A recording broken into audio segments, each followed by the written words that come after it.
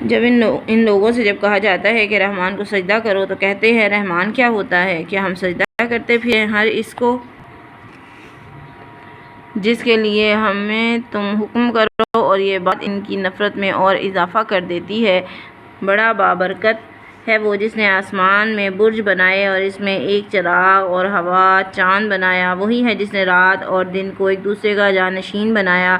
ہر اس شخص کے لیے جو چاہے کہ سبق حاصل کرے یا شکر گزار ہونا چاہے۔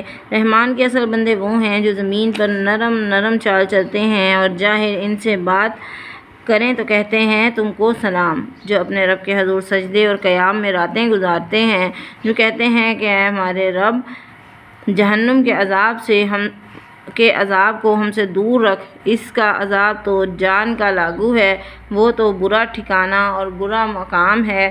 اور جو خرچ کرتے ہیں تو نہ فضول خرچی کرتے ہیں اور نہ بخل، بلکہ ان کا سارا خرچ اس کے درمیان اعتدال پر ہوتا ہے۔ جو اللہ کے ساتھ کسی اور معبود کو نہیں پکارتے اور جس جان کو اللہ نے حرام کیا ہے اس کو ہلاک نہیں کرتے مگر حق کے ساتھ، اور زنا نہیں کرتے۔ یہ کام جو کوئی کرے وہ اپنے گناہ کی سزا پائے گا۔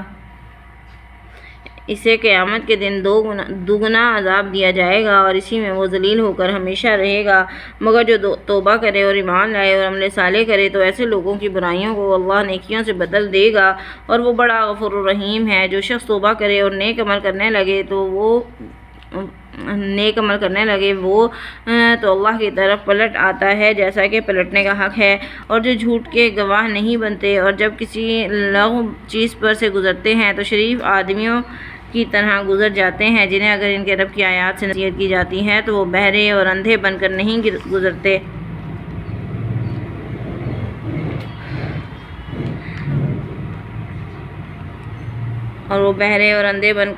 گرتے جو کہتے ہیں اے ہمارے رب، ہمیں اپنی بیویوں اور اپنی اولاد سے آنکھوں کی ٹھنڈک کر اور ہمیں پرہیزگاروں کا بنا دے۔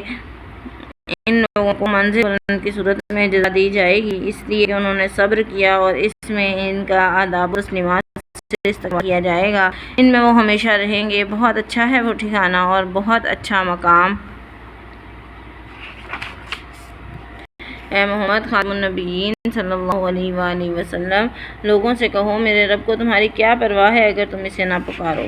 اب کہ تم نے جھٹلا دیا ہے تو عنقریب تمہارا یہ جھٹلانا تمہارے لیے وبال جاں ہوگا۔ صدق اللہ العظیم۔